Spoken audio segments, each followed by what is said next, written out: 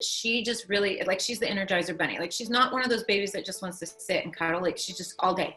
Go, go, go, go, go. I know the road to baby was not easy for you and Slade. I mean, have you guys talked about maybe expanding your family a little bit more? So after we had Sky, and I had really bad postpartum depression, and I really just struggled with a lot of anxiety and the new life change and all of that.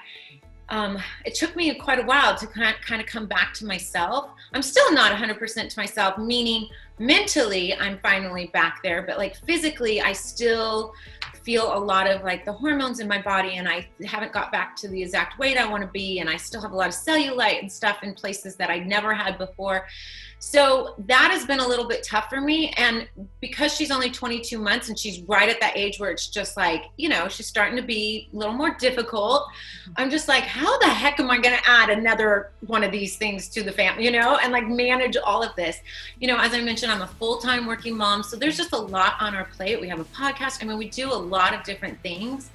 And so the thought of having another baby, absolutely. I love the thought of it. We do have one more embryo, genetically sound embryo that, in a way I kind of would feel guilty if I didn't implant that, because God blessed us with this beautiful other embryo. But right now, at this very moment, I think I'm like, I need still a little bit more time to like manage with Sky, because she has a lot of work. Like, bless her heart, she is full of so much energy, and she's just such a blessing. But she just really, like, she's the Energizer Bunny. Like, she's not one of those babies that just wants to sit and cuddle. Like, she's just all day go, go, go, go, go. There's no off button. Yeah, there is no off button until like she's in her crib, and still she's like upset that she's in her crib, and she has like fear of missing out. So she's just one of those girls. But so yeah, I think I would love it, but it just depends on how the next year goes, I think. I mean, does it ever make you nervous again about going through postpartum? Does that ever get you hesitant, or do you feel like now, like, you kind of know what to expect a little bit? Well, I think it's interesting. When I was going through that, I don't think I ever really realized like what a real thing that was. I think in my head, I was like, oh, I'll never have that. Like, I'm a happy-go-lucky person. I don't really struggle with depression.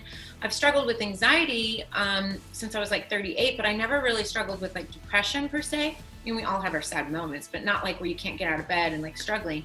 Right. And I think what happened for me is when I was going through that state, for me personally, I think I was 41 years of age. My life completely changed overnight.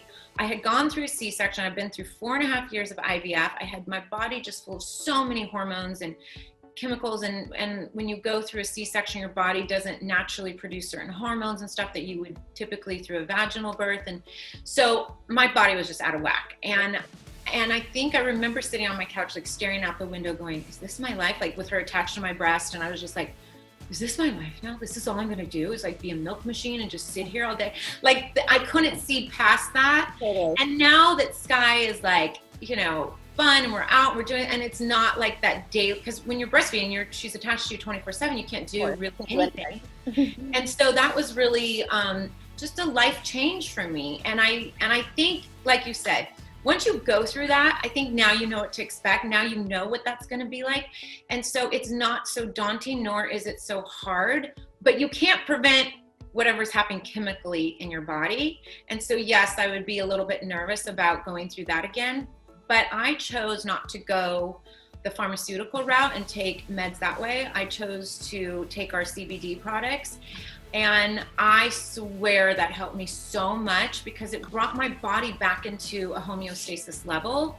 And I just think that's really important, that women do whatever's best for them. I think there's a lot of people out there that take the pharmaceutical drugs and it really helps them. And I think it's so wonderful that we have access to things like that. But I was just that type of person that I didn't want to put that in my system. And so I was just so grateful that I had another like more natural way to heal, the symptoms of what I was going through.